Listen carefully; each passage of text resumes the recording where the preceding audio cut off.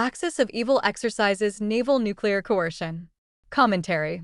Recent naval exercises and demonstrations by China, Russia, and North Korea point to the so-called axis of evil moving into the business of naval nuclear coercion, challenging the United States to increase its theater nuclear deterrent capabilities.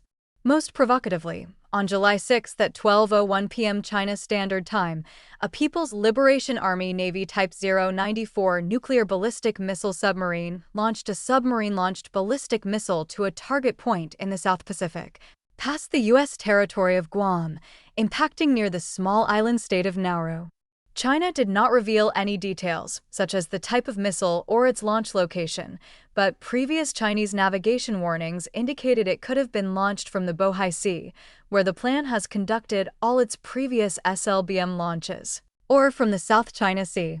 Around 6 p.m. Central Standard Time, Chinese state television released 2 images of the SLBM launching at sea, but it could have been either an older 350 to 5,000-mile range JL-2 or the newer 6,300-mile range JL-3, as both SLBMs, as revealed in Chinese military parades, are about the same size. Clarity regarding SLBM type and location came early from Taipei.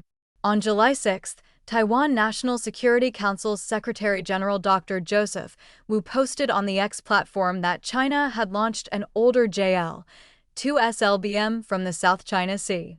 The southern launch was confirmed on July 7 by an anonymous Japanese government source to the Kyodo News Service, and again on July 8 by Taiwanese Defense Minister Wellington Koo. Also on July 8, Taiwan Lieutenant General Crih Xing, Deputy Director of the Intelligence Bureau of the Ministry of National Defense, revealed that the launch location was south of China's Guangdong province. Launching SLBMs from the Guangdong area is a strong signal of Beijing's intent to create protected pro-SSBN bastions near China, from which the longer-range JL-3 can strike targets in the United States. Adopting Cold War Soviet strategies for SSBNs, firing from protected bastions means the SSBN does not have to take greater risks of detection by firing from more distant, deeper waters. Also a key reason for China's decades-long effort to control the South China Sea. As for the Chinese regime's future SLBM threat, in November 2022, then U.S. Pacific Fleet Commander Admiral Samuel Papero told journalists that China was arming its Type 094 SSBNs with the newer JL-3. The JL-3 may carry 5 to 8 of the new smaller second-generation nuclear warhead called 5x5, according to Hui Zhang, a Beijing University-trained physicist now with the Belfer Center at Harvard University, who in November 2025 published a book using privileged Chinese data on its second-generation nuclear warheads, which he also briefed before the Carnegie Foundation on December 9, 2025. One Type 094 SSBN with 12 JL-3s could launch 60 to 96 warheads, while all 6 planned Type 094s could launch 360 to 576 warheads. China's SLBM demonstration caused shock and protest. According to a July 6 release from the Japanese Prime Minister's office, China notified the Japanese embassy in Beijing of its missile test about 30 minutes before its launch. China's missile demonstration also earned rebukes from Australia and New Zealand, with the latter's Foreign Minister Winston Peters saying, "New Zealand considers this an unwelcome and concerning development. We, like our neighbors in other Pacific countries, have no interest in China using the South Pacific as a testing site for missile capability." On July 6, the U.S. State Department also issued a critical response, saying, "At a time when the United States is working harder than ever to prevent nuclear proliferation, China is doing the opposite. Beijing's rapid and opaque nuclear weapons buildup is of great concern to the region and the world.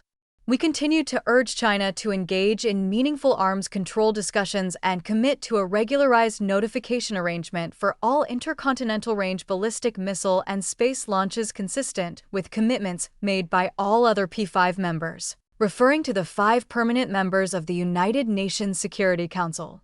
But no state has so far protested the broader exercise of nuclear coercion. The July 6 SLBM launch was scheduled to coincide with the first day of the China, Russia, Joint Sea 2026 naval exercise, which was staging from the Chinese northern Bohai seaport of Qingdao, where on July 5th the Russian Navy sent 2 combat ships and a submarine, all of which can carry nuclear warhead-armed cruise missiles.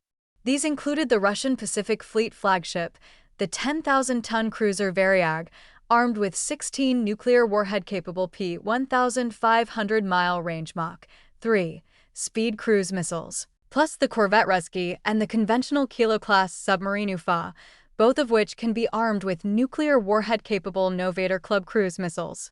Although the JL-3 SLBM was launched from the South China Sea, the pairing of the launch with the Russian deployment of the Varyag points to the possible intent by China and Russia to cooperate in defending coastal areas as bastions, to better ensure Plan and Russian Navy SSBNs can launch their nuclear missiles. Having created a more credible second strike nuclear weapons capability, China and Russia may have greater confidence in threatening a nuclear first strike against the United States should it seek to oppose a Chinese invasion of democratic Taiwan, or to counter a North Korean attack against South Korea and/or Japan. In this regard, it is also important to note that on July 3rd, North Korea demonstrated that its new Kong 5,000-ton destroyer can fire a volley of 12 land attack cruise missiles, which could be armed with small North Korean tactical nuclear warheads revealed in March 2023.